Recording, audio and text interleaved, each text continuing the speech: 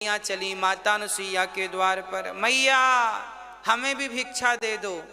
तुम्हें क्या भिक्षा दे दें? हमारे पति लौटा दो।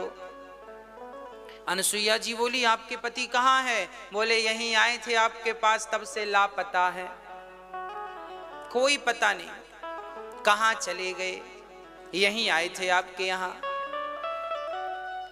अनुसुईया जी ने कहा यहां तो कोई पति नहीं है, तीनों बच्चे टुकुर टुकुर देख रहे हैं। अनुसुईया जी बोली, हमारे पास कुछ दिन पहले 3 लोग आए थे, तो हमने तीनों को बच्चे बनाए रखे हैं, ये पालकी पे पड़े हैं, तुम्हारे पति हैं तो उठाओ और जाओ। अब पार्वती जी ने सोचा, धोखे से तीनों बच्चे एक से, बच्चे तो एक से। अब इन तीनों ने कभी अपने पति का ये रूप तो कभी नहीं देखा था। भाई कोई पत्नी अपने पति का बाल रूप थोड़ी देखती है। हाँ, अब पार्वती जी को लगा मैंने कहीं धोखे से ब्रह्मा जी को ना उठा लूं गोद में। ब्रह्माणी जी सरस्वती जी को लगा कहीं मैं धोखे से शंकर जी को ना उठा लूं। तीनों कंफ्यूज हैं, मेरे पति कौन? माता जी आप ही बता दो हमारे कौन हैं। माता जी ने कहा, कैसी पतिव्रता हो, अपने पतियों को भी नहीं पहचान सकी। तीनों चरणों में गिरी। तब माता अनुसुईया ने अपने तपोबल से तीनों को ज्यों का त्यों किया और तीनों बड़े दिव्य हो गए। तीनों को तीनों ने प्राप्त किया। ब्रह्मा विष्णु महेश ने माता अनुसुईया के चरणों की धूल अपने मस्तक पर रखी। पतिव्रता नारी वो होती है जो ब्रह्मा विष्णु महेश को भी अपने अधीन कर लेती है। इस दुनिया में यदि किसी का बल अधिक है तो पतिव्रता नारी का बल ब्रह्मा विष्णु महेश से भी अधिक है, तीनों को वश में कर लेती है। अनुसुईया इसका उदाहरण है। आज माता सीता और राम जी पहुंचे। जैसे ही पहुंचे तो अत्रि जी ने स्वागत किया, हाथ जोड़कर वंदना की।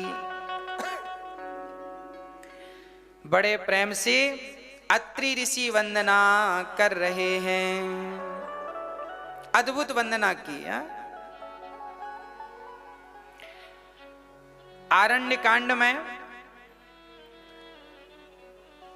आपने ये वंदना की है सोरठा नंबर 3 के बाद। प्रभु आसन आसीन भरी, लोचन शोभा निरखी, मुनिवर परम प्रवीण, जोरी पानया स्तुति करत, नमामि भक्त वत्सलं कृपालुशील कोमलं, भजामि ते पदाम्बुजम् अकामिनां स्वधामदं, निकाम श्याम सुंदरम भवाम्बुनाथ मंदरम, प्रफुल्ल कंजलोचनम मदाति दोष मोचनम, प्रलंब बाहु विक्रमम प्रभो प्रमेय वैभवम, निशंग चाप सायकम धरम त्रिलोक्य नायकम, दिनेश वंश मंडनम महेश चाप खंडनम, मुनीन्द्र संत रंजनम सुरारि वृंद भंजनम, मनोज वैरि वंदितम अजादि देव सेवितम, विशुद्ध बोध विग्रहम समस्त दूषणापहम। अत्रि जी ने स्तुति की, हे नाथ आपकी जय हो। आप हजारों लाखों कामदेव को नष्ट करने वाले हैं। हे प्रभु आपके चरणों में विनती कर मुनिनाई सिरु, कह कर जोर बहोर, चरण सरोरुह नाथ जनी, कबहु तजै मति मोरी।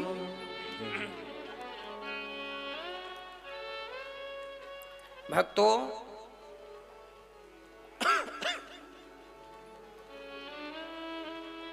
आज भगवान श्री राम को अत्रि जी बिठाए हैं और माता सीता अनुसुईया के पास बैठी हैं। तब माता सीता को अनुसुईया जी ने उपदेश दिया। कौन से धर्म का उपदेश दिया? पातिव्रत धर्म का उपदेश किया। पतिव्रता नारी कैसी हो? धीरज धर्म मित्र अरु नारी, आपत काल परखिए चारि। वृद्ध रोग बस जड़ धनहीना, अंधे बहिर क्रोधी अति दीना। ऐसा हूँ पति कर किए अपमाना, नारी पाव जमपुर दुख नाना। एक ही धर्म एक व्रत नेमा, काय वचन मम पति पद प्रेमा। जगपति व्रताचार्य विधि आहे, वेद पुराण संत सब कहाए। उत्तम के अस बस मन माही, सपने हो आन पुरुष जग नाही। मध्यम परिपति देख ये कैसे, भ्राता पिता पुत्र निज जैसे। धर्म विचार समझ कुल रही, सोने कृष्ण त्रिय श्रुति यस कहाही। नारियों के बारे में नारी ही कह रही है। आज माता अनुसुईया ने सीता से कहा, पतिव्रता नारी कौन, जरा ध्यान से सुनो। धीरज धर्म मित्र और नारी, आपत काल परखिए चारि। वृद्ध रोग बस जड़ धनहीना, अंध बहिर क्रोधी अति दीना। धीरज धर्म मित्र और नारी, आपतकाल परखिए चारि। अरे भाई, नारियों का एक धर्म है मां, जरा ध्यान से सुनिएगा। विपत्ति के समय पे नारी की पहचान होती है। नारियां, इनका कब मन बिगड़ जाए, क्या कहने लग जाएं, क्या सोचने लग जाएं। क्या किसी ने सपने में सोचा था कि कैकेयी कभी ऐसा भी कर सकती है? क्या दशरथ जी ने कभी सोचा था कि कैकेयी ऐसा भी निर्णय ले सकती है? नहीं सोचा था। शास्त्र कहते हैं कि वह स्त्री विश्वास के योग्य है जो पूर्ण रूप से पति के चरणों में समर्पित हो, पतिव्रता हो। इसका अर्थ ये बिल्कुल नहीं है कि कैकेयी के पतिव्रता होने में कोई संदेह है, कोई संदेह नहीं, वो भरत की मां है। पर आज की स्त्रियों पर यह बात लागू होगी कि उन्हीं स्त्रियों का विश्वास करना चाहिए जो अपने पति के चरणों में प्रेम करती हैं, जो पतिव्रता हैं। आज उल्टा स्त्री पर विश्वास नहीं करना चाहिए। जो स्त्री अपने पति को छोड़कर दूसरे पुरुष से संबंध रखती है, ऐसी स्त्री से तो 20 हाथ दूर रहना चाहिए, है ना। कहते हैं नारी में 3 गुण, स्त्री में कितने गुण? 3 गुण, और अवगुण भरे 1000। स्त्रियों में 3 गुण बहुत अच्छे हैं, हर स्त्री में गुण हैं। देखिए, गुण और दोष तो सब में है। हम अच्छे हैं तो हम बुरे भी हैं, आप अच्छे हैं तो आप बुरे भी हैं। हम दोषों को ना देखें, गुणों को देखें।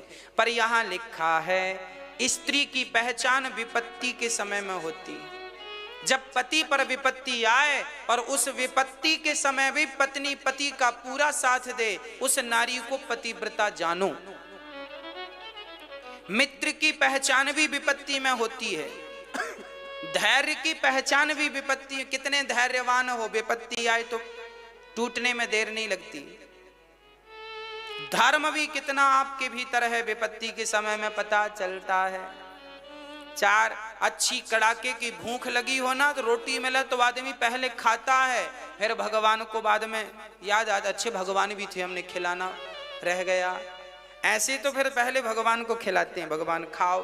पर जब कड़ाके की भूख लगी हो तब पता चलता है कि पहले हम भगवान को खिलाते हैं कि स्वयं खा लेते हैं। तो धीरज, धर्म, मित्र और नारी, आपतकाल, इन चारों की परीक्षा कब होती है? विपत्ति के समय पे। नारी वही उत्तम है जो पति की सेवा करे, पति की सेवा भगवान की तरह करे, और पति को पति ना जाने, वो पति को भगवान तुल्य माने। ये भगवान है, वह नारी वंदनीय है, वह नारी पूजनीय है। पति कैसा भी हो, अंधा हो, लंगड़ा हो, बहरा हो, काना हो, कैसा भी हो, पति भगवान होता है। इसलिए कहते हैं शादी के पहले पूरा विचार कर लेना चाहिए, समझ लेना चाहिए। शादी के बाद फिर वो पति भगवान ही है, आप उसका त्याग नहीं कर सकते।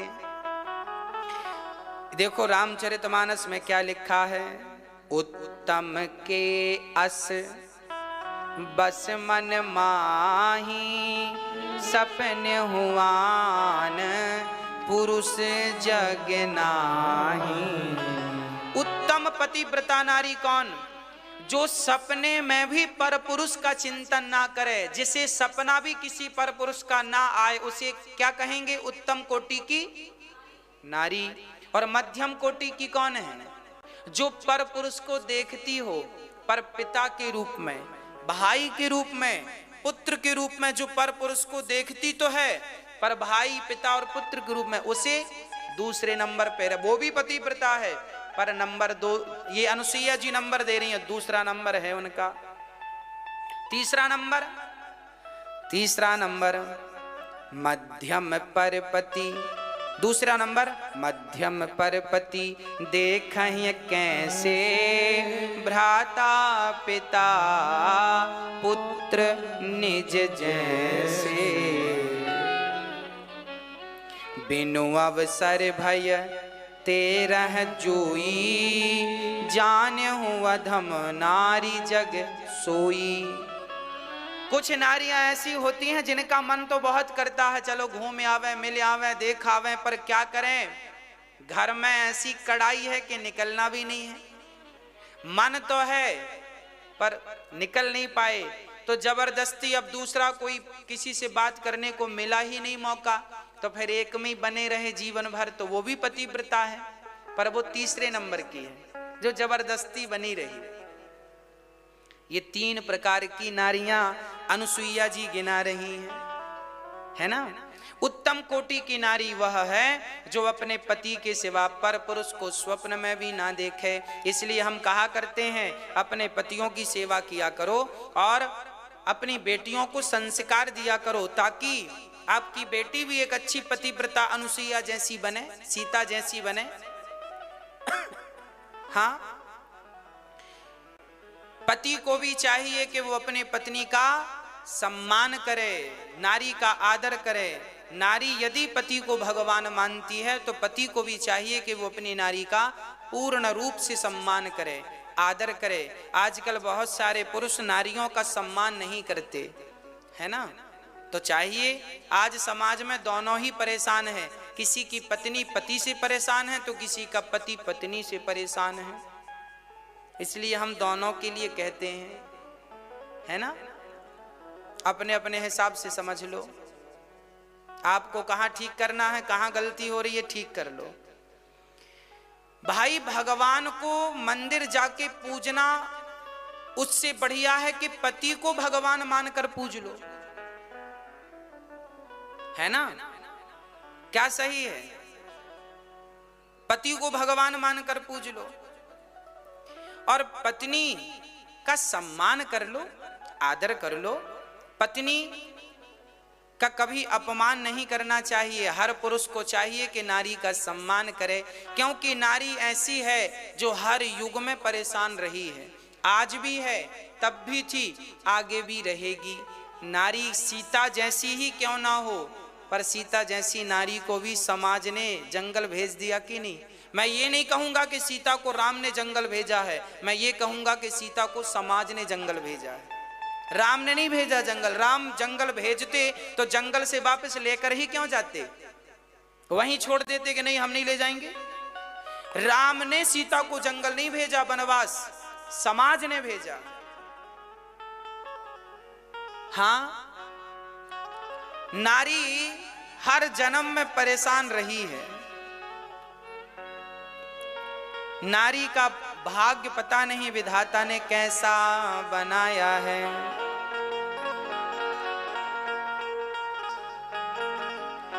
पुरुष मारता है, कहता है तुम पांव की जूती हो। अरे पुरुषों को पता ही नहीं वो पांव की जूती नहीं है, तुम्हारे सिर की पगड़ी है जो आपके वंश को आगे बढ़ाने वाली है। वो नारी पांव की जूती कैसे हो सकती?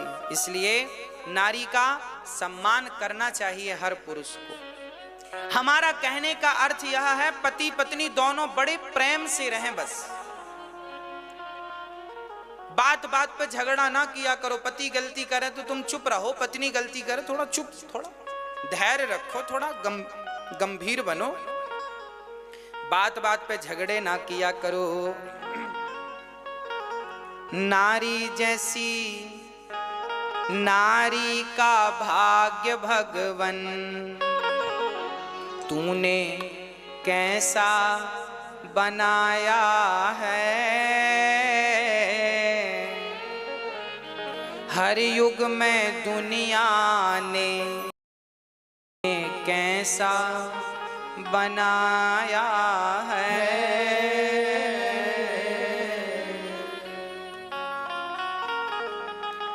पता नहीं नारियों का भाग्य विधाता ने कैसा बनाया है। हर युग में हर दिन आज नारियों पर अत्याचार हो रहा है। हाँ, माता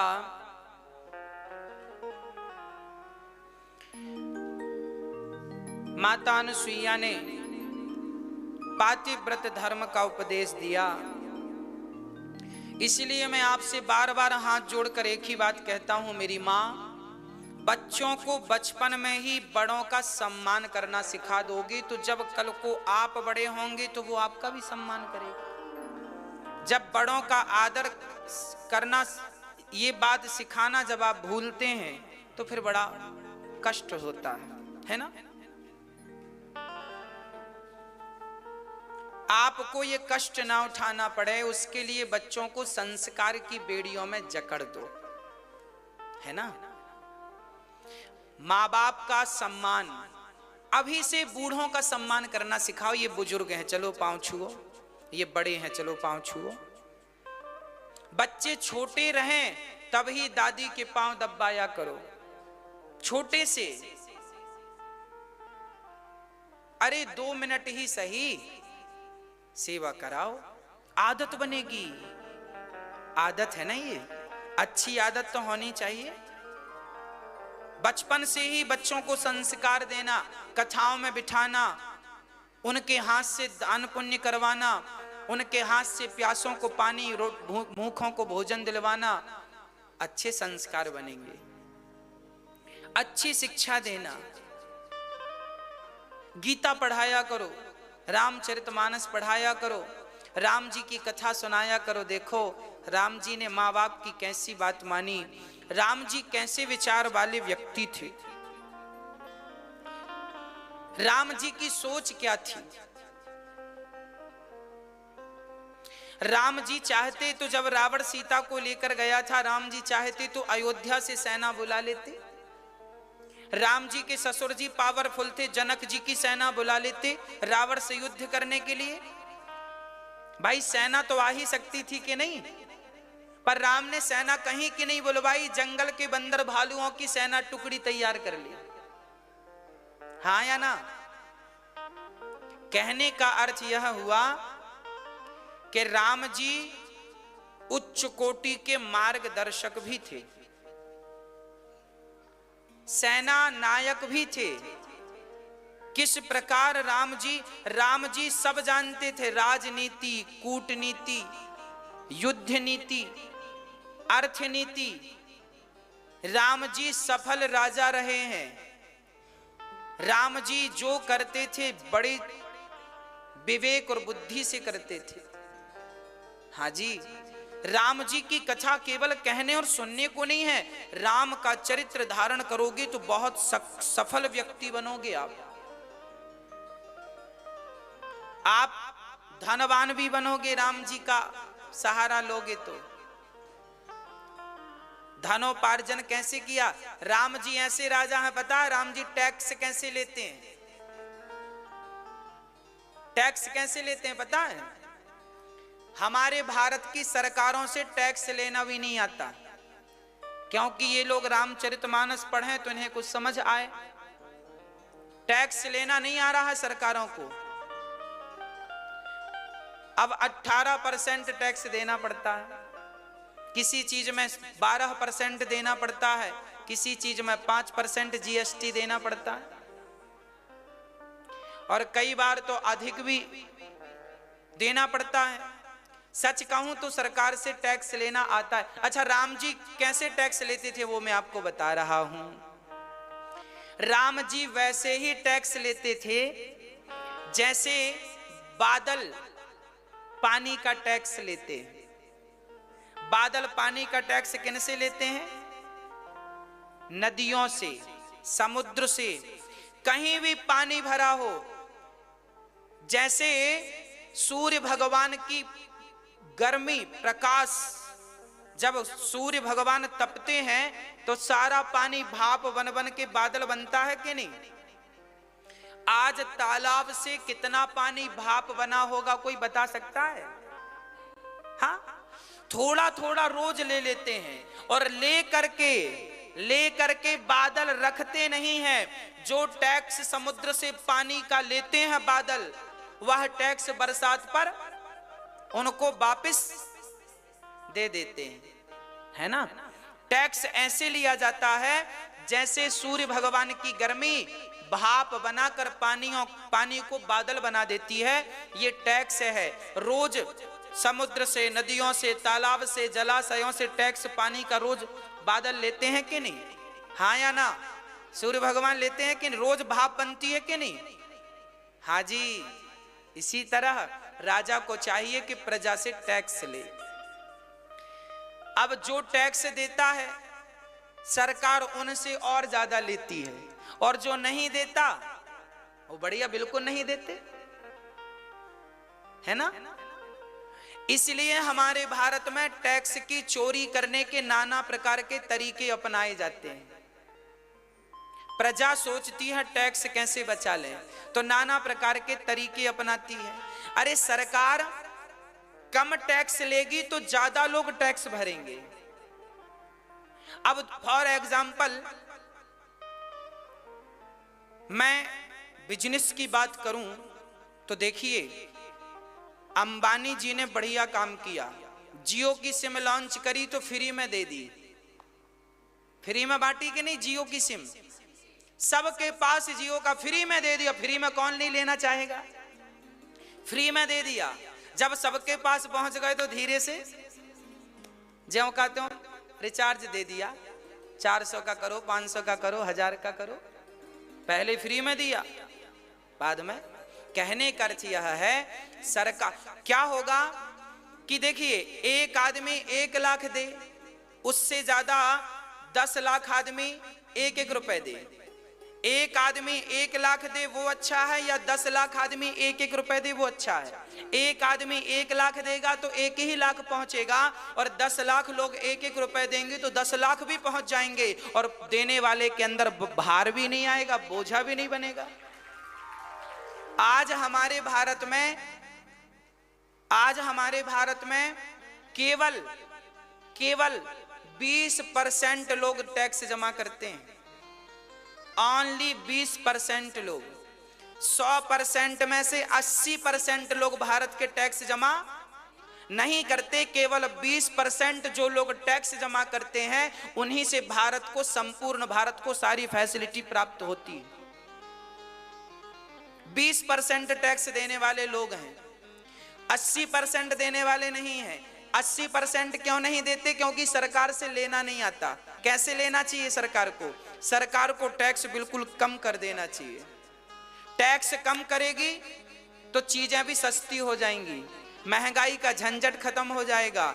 दूसरा फायदा ये होगा, जो 80% लोग छूट गए थे वो भी टैक्स भरने लगेंगे ईमानदारी से, और जब वो टैक्स भरेंगे तो जितना टैक्स अभी सरकार को मिलता है इससे ज्यादा टैक्स तब मिलेगा जब सारे लोग टैक्स भरना सीख जाएंगे, है ना? तो टैक्स लेना नहीं आता सरकार को, इतना बोझा बढ़ा दिया है सरकार ने टैक्स का, टैक्स देने वाला मरा जा रहा है टैक्स दे दे के। चलो 1 लाख रुपए के सामान में 18,000 रुपए अलग से देना पड़ता है टैक्स का। अब 18,000, फिर आज के जमाने में कोई बिल नहीं बनवाता, दुकानदार से सामान लो, दुकानदार कहता साहब बिल बना दूं क्या? हाँ हाँ बना दे। अरे तो टैक्स लगेगा 18%, जीएसटी लगेगी।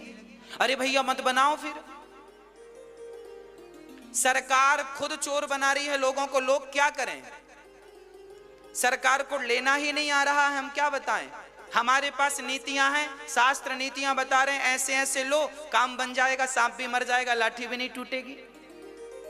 सरकार को लेना नहीं आया, देने वाले तो तैयार हैं, सब टैक्स देने को तैयार है, लेने वाला मजबूत नहीं है लेने के लिए, लेने वाले की तैयारी नहीं है, देने वाले की तो है। अब 1 लाख में 18,000 रुपए भरो आप, फिर आदमी बिल लेगा क्यों ये तो बताओ? सामान्य आदमी भाई जो जरूरतमंद हैं वो तो बिल लेते हैं, पर सामान्य व्यक्ति बोलता हमें बिल नहीं चाहिए, क्या खाएंगे बिल का? हमें 18,000 बचा लेता है, वो नहीं लेता बिल। इसमें क्या होता है? चोरी बढ़ती जाती है। सरकार, नुकसान किसका है? सरकार का ही नुकसान है।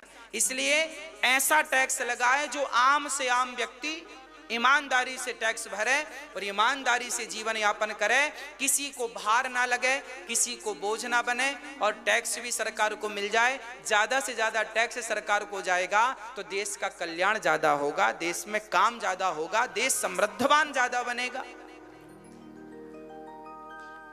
अमेरिका इतना सफल देश क्यों है? क्योंकि वहां 80% लोग टैक्स भरते हैं। हमारे भारत में केवल 20% टैक्स भरते हैं, 80% नहीं भरते। अमेरिका में 80% टैक्स भरते हैं, 20% नहीं भरते। इसलिए वो हमसे 50 साल आगे है। वो हमसे कितने साल आगे है?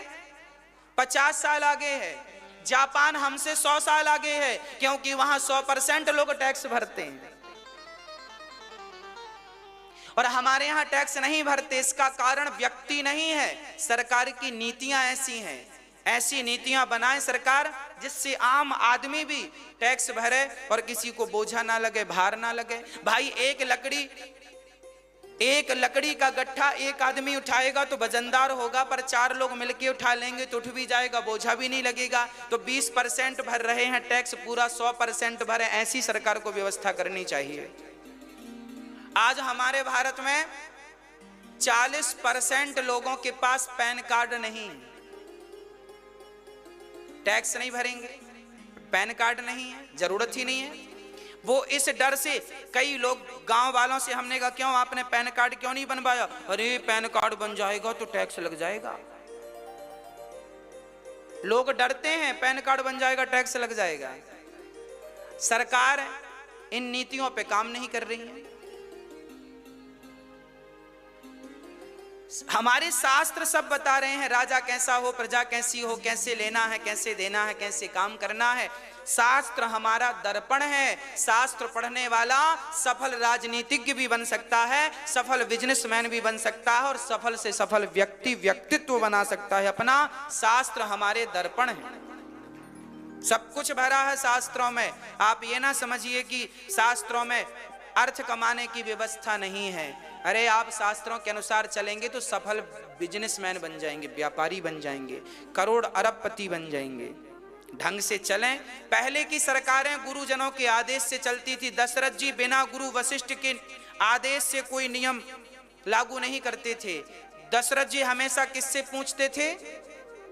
किससे पूछते थे? गुरु वशिष्ठ जी से पूछते थे। वशिष्ठ जी बताते थे कि इसका ये समाज, क्योंकि वो विद्वान थे, पढ़े लिखे थे। हाँ, तो अब पता नहीं आजकल क्यों नहीं ठीक ठीक सब चल रहा है। मैंने आपको कहा था आजकल भारत में ये हो रहा है, आपके घर के सामने की सड़क बनती है, अगले महीने फिर खोद दी जाती है। हाँ जी, सीवर की लाइन डालना भूल गए, बिजली की लाइन डालना भूल गए, पानी की लाइन डालना फिर खोदते हैं, फिर बनाए, 6 महीने बाद फिर खुद गई। सरकार का पैसा जा कहां रहा है? एक सड़क को 10 बार बनाने में पैसा खर्च हो रहा है। अब कैसे भारत का कल्याण होगा? सचमुच ये भारत तो भगवान के भरोसे ही चल रहा है साहब, नहीं तो लुटिया कब की डूब गई होती। यहां कोई देखने वाला नहीं है, कोई आवाज लगाने, सब भ्रष्टाचार में डूबे पड़े हैं। कौन? क्या सरकारों को पता नहीं है कि एक सड़क 4 बार बन रही है? सब पता है, और कौन कहे, किससे कहे? बनाने वालों से कहो क्यों भाई बार बार क्यों बनाते हो? बोले बार बार नहीं बनाएंगे तो हमारा काम कैसे चलेगा। और अमेरिका जैसे देशों में ऐसा नहीं है, वहां एक चीज बनती है तो 100 साल के लिए बनती है। 100 साल बाद का फ्यूचर देख करके चीज वस्तु बनाई जाती है, निर्माण किए जाते हैं। इन फ्यूचर क्या होना है कल की बात विचार करके बनाई जाती है, ताकि कल तोड़ना ना पड़े। ये प्लान पहले किया जाता है और भारत में सड़क बना दी जाती है, कल फिर तोड़ दिया जाता है, क्योंकि इन तोड़ने वालों के बाप का तो कुछ लग नहीं रहा है। हाँ, इसलिए भारत की तरक्की नहीं हो रही है। आज भी भारत के बहुत सारे गांव में बिजली नहीं पहुंची नहीं है आज तक। आपको पता होना चाहिए, बहुत सारे गांव आज भी अंधकार से डूबे हैं। टीवियां नहीं है लोगों के घर में, बिजली नहीं है। क्या बताएं आपको हम भारत का हाल? हम घूमते हैं, हमें पता है। इसलिए सरकार को इन विषयों पे काम करना चाहिए ताकि भारत तरक्की करे, भारत सर्वश्रेष्ठ देश बने, लोग यहाँ देखने आए, सीखने आए, वाह भारत की टेक्नोलॉजी ये है, भारत ये समृद्धवान देश है। किसको कहें हम तो अपने आप से कह रहे हैं। बताओ, आपसे कहने से क्या फायदा ना? आप भी कह रहे हो कि महाराज जी हमें क्यों बता रहे हो? क्या बताएं, हम मोदी जी कथा सुनते तो हम उन्हें भी बताते, राष्ट्रपति जी कथा सुनते तो हम उन्हें भी बताते, हाँ, मंत्री जी कथा सुनते तो हम उन्हें भी बताते। हम तो सबको बताने के लिए बैठे हैं। भाई गंगा तो बह रही है, अमृत भरा जल है, अब कोई पीने वाला हो, सो पीने वाला नहीं है, तो गंगा बह रही है, बह बह के समुद्र में जा रही है, खारा हो रहा है। ज्ञान धारण करने के लिए होता, धारण कर लोगे तो कल्याण हो जाएगा। मैं जो बता रहा हूं, इन विषयों पर थोड़ा भी काम किया जाए भारत की सरकार के द्वारा, बहुत कुछ हो सकता है। रोजगार कैसे प्रकट करना है, बहुत बढ़िया उपाय है मेरे पास, पर सिर्फ उपाय है, मैं कहूं किसको? योग्य व्यक्ति मिले जो कर सकता, मैं उसे सब बताऊं कि कैसे रोजगार बढ़ सकता है भारत का, कैसे बेरोजगारी मिटेगी। मैं तो बहुत कम समय में भारत की सारी बेरोजगारी मिटाने की भगवान की कृपा से ताकत रखता हूं, पर जब कोई इस हिसाब से चले तब। राम जी आगे चले हैं, सुतीक्षण जी के आश्रम में पहुंचे हैं। ये सुतीक्षण जी अगस्त जी के चेला, शिष्य का नाम सुतीक्षण। ये सुतीक्षण, एक बार सुतीक्षण जब छोटे से थे तो गुरु अगस्त जी के पास गए। अगस्त जी के पास गए तो अगस्त जी बोले, बेटा मैं जा रहा हूं 2 दिन के लिए बाहर, हमारे शालिग्राम की पूजा करना। सुतीक्षण जी छोटे से थे, शालिग्राम को गंगा जी ले गए डुबकी लगवाने। तो वहां एक जामुन का पेड़ था और पकी पकी जामुन लग रही थी, और गंगा के किनारे कोई पत्थर था नहीं, बालू थी। तो वो हर गंगा जी में शालिग्राम भगवान को नहवाए, जय हो प्रभु जय हो। और फिर बाद में दिखी जामुन, तो यहां वहां देखा पत्थर था नहीं, लकड़ी वकड़ी थी नहीं, जामुन कैसे गिराएं? तो शालिग्राम जी नजर आ गए। तो शालिग्राम जी पकड़े और जामुन पे दे मारा। सुतीक्ष्ण जी जामुन पे मारा तो जामुन तो टूटी, 4-6 जामुन बालू पे गिरी, पर शालिग्राम भगवान जाके सीधे गंगा जी में। अब गंगा जी में जब गिरी तो सुतीक्ष्ण जी को लगा गुरु जी मारेंगे, तुरंत गंगा जी में डूबे, पर वो ढूंढा पर मिले नहीं। अब तो डर गए सुतीक्ष्ण जी, बच्चे थे, गुरु जी बहुत मारेंगे, गुरु जी बहुत मारेंगे। बहुत रोए, फिर दिमाग लगाया क्या करें।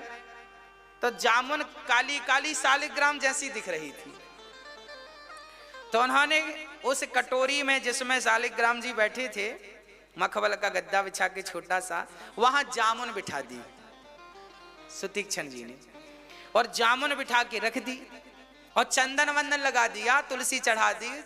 पूरे 1 नंबर के शालिग्राम लग रहे हैं। जामुन भी बिल्कुल पकी काली बड़ी वाली जामुन। तब तक गुरुजी आए। गुरुजी बोले सुतीक्ष्ण पूजा कैसे करी? बढ़िया गुरुजी, बढ़िया बढ़िया, सुंदर पूजा।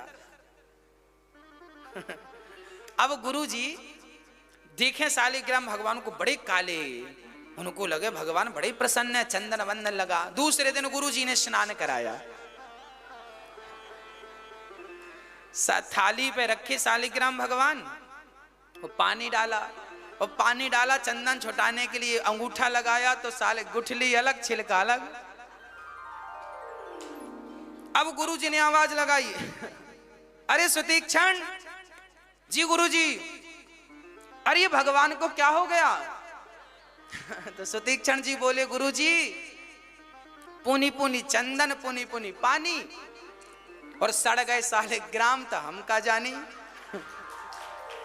आप रोज नहवाते हो ना, तो रोज नहवाने से लगता शालिग्राम जी सड़ गए। बालक तो बालक है, छोटा सा बालक। पुनी पुनी चंदन, पुनी पुनी पानी, सड़ गए शालिग्राम तो हम का जानी। गुरुजी समझे पागल समझ रहा है, तूने जामुन रख दी है, बोल क्या किया भगवान का? तो डरते डरते गुरुजी कल जामुन खाने का मन हुआ तो कुछ था नहीं, तो शालिग्राम भगवान से तोड़ी, भगवान तो वहां गए, आपके डर से जामुन रख दी। गुरुजी बोले निकल जा मेरे यहां से, सकल मत दिखाना। भगवान फेंक दिया, जल्दी से भगवान लेके आ, जब तक भगवान नहीं लाएगा अपनी सकल मत दिखाना। उस दिन से सुतीक्ष्ण जी को गुरुजी ने आश्रम से निकाल दिया। तो सुतीक्ष्ण जी आश्रम के 1-2 किलोमीटर दूर ही अपनी कुटिया बना के रहने लगे, और कसम खा ली गुरुजी आपके भगवान मैंने फेंके हैं, जब तक मैं भगवान लेकर नहीं आऊंगा तब तक मैं अपना मुंह आपको नहीं दिखाऊंगा। ये कह के सुतीक्ष्ण जी चले। और आज राम जी जब पंचवटी जा रहे हैं तो पहले सुतीक्ष्ण जी का आश्रम आया। देखो गुरु जी को बाद में मिले, शिष्य यदि योग्य है, कई बार गुरु भगवान तक नहीं पहुंचाता, बल्कि चेला योग्य बन के अपने गुरु को ही भगवान तक पहुंचा देता है। ये शिष्य होते हैं कुछ। प्रिय भक्तों, अब क्या हुआ, श्री सुतीक्ष्ण जी ने भगवान का स्वागत किया, राम जी को बिठाया, चरणों में विनती की, चरण धोए, और अब राम जी वहां से आगे। सुतीक्ष्ण जी बोले मेरे गुरु से जरूर मिल लो भगवान। आज राम जी को साथ लेकर गुरु जी आवाज लगा रहे हैं, सुतीक्ष्ण गुरु जी, गुरु जी। अब जैसे गुरु जी की आवाज गुरु गुरु सुना, अगस्त्य जी समझ गए ये तो मेरे शिष्य सुतीक्ष्ण की आवाज है। मैंने कहा था भगवान को लेकर आना। आश्रम से बाहर निकले तो उन्होंने क्या देखा कि भगवान श्री राम उनके आश्रम की तरफ चले आ रहे हैं। आज भगवान को देखकर अगस्त्य जी धन्य धन्य हो गए। वाह मेरे पुत्र, मेरे शिष्य धन्य हैं जो आज तूने अपने गुरु को भगवान का दर्शन करा दिया। हर बार गुरु ही भगवान का दर्शन नहीं कराता, कई बार शिष्य भी भगवान का दर्शन अपने गुरु को करा देता है। सरभंग ऋषि के बाद ये भगवान आगे यहां पहुंचे हैं। अगस्त्य जी से कहा राम जी ने हम रहें कहाँ? अगस्त्य जी ने कहा आप पंचवटी विराजिए। अब राम जी पंचवटी विराज गए। अगस्त्य जी ने पूजन किया, स्वागत किया, सम्मान किया, पंचवटी विराजे हैं। अच्छा, वहां सारे ऋषि मुनि पता है पत्थर उठा उठा के नारी बना रहे थे, पत्थर की आंख, गाल, मुंह। राम जी बोले ये आवाज कहां से आ रही है? खट खट खट खट की आवाज आ रही। राम जी बोले क्या है? लक्ष्मण जी बोले सारे बाबा लोग नारी बना रहे हैं। राम जी बोले जरा पता लगवाओ क्यों नारी बना रहे हैं। लक्ष्मण जी बोले क्यों भैया ये नारी क्यों बना रहे हो तुम? बाबा जी भजन क्यों नहीं करते? उन्होंने कहा सुनो, राम जी अपनी सीता के साथ हैं, जब हमारे भगवान गृहस्थी हैं तो हम सोचे बाबा जी हम भी गृहस्थी हो जाए। तो राम जी से अपना नारी हम अपने मन की बना ले रहे हैं और पांव रखवाते जाएंगे तो अहिल्या पत्थर से नारी बन गई तो हमारी भी पत्थर। अब कहाँ हमें देगा कौन बेटी अपनी? तो पत्थर की अपने हिसाब की बना ले रहे। जिसको जितनी ऊंची चाहिए था वो उतना बड़ा पत्थर, जिसको जैसी शकल की पत्नी चाहिए वो वैसी शकल बना रहा। नाक कैसी होनी चाहिए तो वैसी नाक, आंख कैसी होनी चाहिए वैसी आंख, मुंह कैसा होना चाहिए वैसा मुंह, सबकी अलग अलग पसंद थी। राम जी बोले हे भगवान ये तो गलत मैसेज चला गया। अहिल्या का हमने उद्धार किया, अब ये पत्थर पांव से छुलवाएंगे और इनकी स्त्रियां होंगी, फिर ये भी घर परिवार बसाएंगे, भजन कौन करेगा? तब राम जी बोले हमें की लीला करनी पड़ेगी। तब तक सूर्पनखा आ गई। सूर्पनखा रावण के बहिनी, सूर्पनखा रावण के बहिनी, दुष्ट हृदय दारुण जस आहिनी, दुष्ट हृदय दारुण जस आहिनी। राम जी जब सीता का हरण रावण ने किया तो राम जी रो रहे हैं, सीता सीता, और राम जी बाबाओं को दिखा दिखा के रो रहे हैं, बाबाओं की तरफ। सीता जो बाबा देखें, ये बाबा वही हैं जो पत्थर की नारी बना रहे थे। सारे बाबा बोले प्रभु जी रो क्यों रहे हैं? बोले हमारी पत्नी चोरी हो गई। अरे तो पत्नी चोरी हो गई तो रोना क्यों? अरे हमारी पत्नी थी, रोना तो पड़ेगा। संत लोग बोले तो क्या हमारी पत्नी चोरी होगी तो हमें भी रोना पड़ेगा? राम जी बोले बिल्कुल रोना पड़ेगा। सारे बाबाओं को लगा हे भगवान ये तो बड़ी झंझट है, हमसे तो रोया नहीं जाएगा, हम तो रो नहीं सकते। तो सारे बाबाओं को लगा कि भाई बाद में रोना भी पड़ता है। तो सबको लगा हम प्रभु रो नहीं सकते, हमसे रोया नहीं जाएगा, अब क्या करें? भगवान बोले तो अपनी अपनी पत्नी गंगा में डालो। सबने गंगा जी में विसर्जित कर दी। राम को लगा चलो अब ठीक रहा। इसलिए राम जी ये लीला करते हैं सीता हरण की। सूर्पनखा रावण की बहिनी पंचवटी गई एक बारा, पंचवटी गई एक बार सूर्पनखा। ये विद्युत जिह्वा की पत्नी थी। इसके पति को रावण ने मार दिया था। सूर्पनखा का पति था विद्युत जिह्वा, इसे एक बार रावण ने मार दिया था। रावण ने क्यों मारा? क्योंकि ये इतना बलवान था कि पूरी लंका को अपने मुंह में रख के सो जाता था। रावण घबराया कि जीजा इतने पहलवान है, एक आध बार मुंह तक रखे और कहीं पेट तक चली गई लंका, हम सब पच जाएंगे। रावण घबराया और अपने जीजा जी को मार डाला। तब सूर्पनखा ने कहा रावण मन में तूने मेरे पति को मारा है, अब मैं तेरी लंका में तभी कदम रखूंगी जब तेरा विनाश निकट आ जाएगा, है ना? राम जी सूर्पनखा इसलिए कह रही है, राम जी को देख के क्या कह रही है सूर्पनखा? तो सम पुरुष न मोह सम नारी, तेरे जैसा कोई पुरुष नहीं है। तेरे जैसा क्यों? आपके जैसा क्यों? राम जी की भी प्रतिज्ञा है कि मैं पृथ्वी को दुष्टों से विहीन कर दूंगा, निश्चरहीन करऊं मही। राम जी की प्रतिज्ञा है कि मैं पृथ्वी को निशाचरों से हीन कर दूंगा। और इसकी भी सूर्पनखा की भी प्रतिज्ञा है कि मैं रावण से पृथ्वी को हीन। इसलिए कह रही है आपके विचार मेरे विचार मैच करते हैं, इसलिए कहती है तो सम पुरुष न मोह सम नारी। सूर्पनखा कहती है राम जी तुम कितने सुंदर हो और हम भी कम सुंदर नहीं है, हमसे विवाह कर लो तो आपका काम बने। राम जी ने सीता की तरफ देखा। अच्छा, राम जी जब भी किसी स्त्री से बात करते हैं ना तो अपनी पत्नी की तरफ, सीता की तरफ देख करके बात करते हैं। किसकी तरफ देखकर बात करते हैं?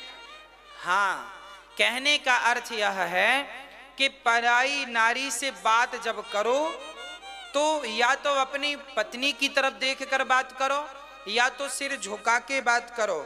किसी पराई स्त्री की आंखों में भी आंखें नहीं जानी चाहिए, उसके मुख पर दृष्टि नहीं जानी चाहिए।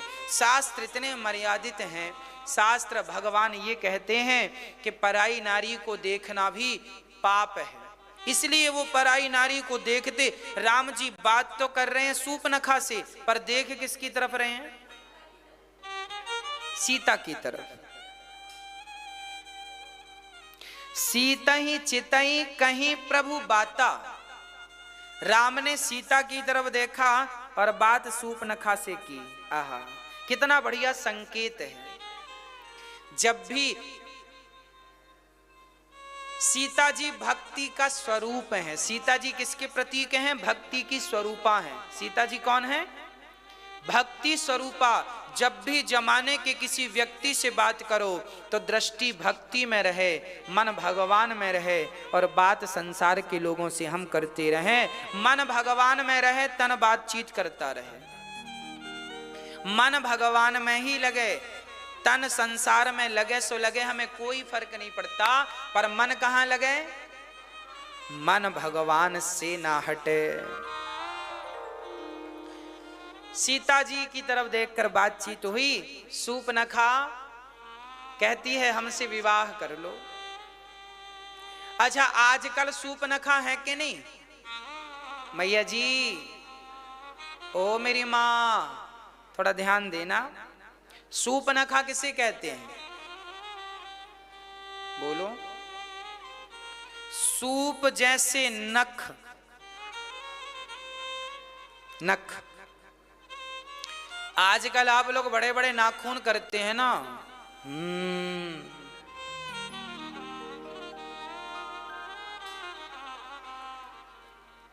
जो स्त्री अपने, अच्छा सूर्पनखा, राम जी ने कहा तुम्हारी शादी होगी, बोले हम कुंवारी हैं। क्या कहती है? हम।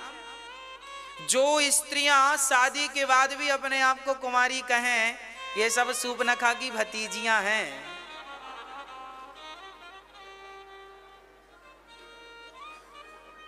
आज के जमाने में एक बहन हमें, एक मैया हमें अपने घर ले गई। गुरुजी चलो घर। हम घर गए।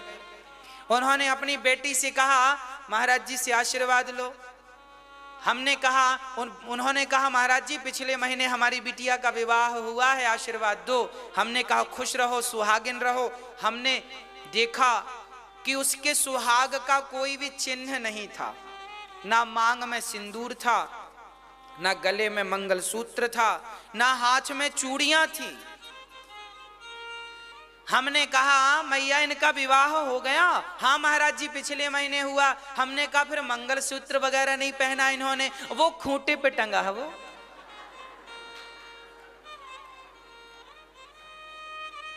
हम समझ गए कि ये सूर्पनखा की भांजी है।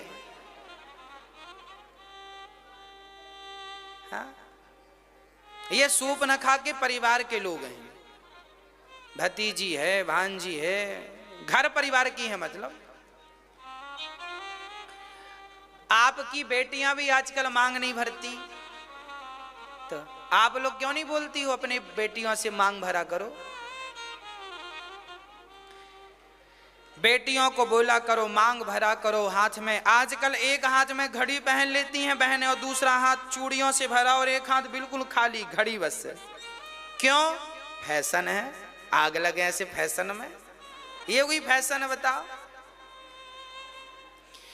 मांग भरती नहीं आजकल की माताएं, ये घिसनी आती है, घिस लेती हैं हल्का सा। अरे कोई ऐसे मांग भरता है? मांग तो यहां से लेके यहां तक जाती है। हाँ? मांग एक बार सीता जी मांग भर रही थी, हनुमान जी ने पूछा क्या कर रही हो माँ? बोले हम अपने राम की आयु बढ़ाने के लिए मांग भर रही हैं। तो क्या इतने से सिंदूर लगाने से राम की आयु बढ़ जाएगी? बोले हाँ। हनुमान जी बोले यदि इतने से सिंदूर लगाने से राम की आयु बढ़ती है तो आज से मैं पूरे शरीर में सिंदूर लगाऊंगा। तब से हनुमान जी महाराज सिंदूर लगाते हैं, तब से सिंदूर चढ़ता है ना। इसलिए मेरी आपसे प्रार्थना है कि अपनी बेटियों को सूपनखा बिल्कुल ना बना देना। मांग भरें बढ़िया, जो भारत की मर्यादा है उसका पालन करें। पांव में माहौर लगाओ, मांग में सिंदूर भरो, माथे पे बिंदिया लगाओ, गले पे मंगलसूत्र। शादी हो गई है तो ये तो आपके लिए गौरव की बात है। सुहागन स्त्री को देखने से भी पुण्य मिलता है। जो नारी सारा श्रृंगार करके चलती है, श्रृंगार युक्त नारी का कोई दर्शन कर ले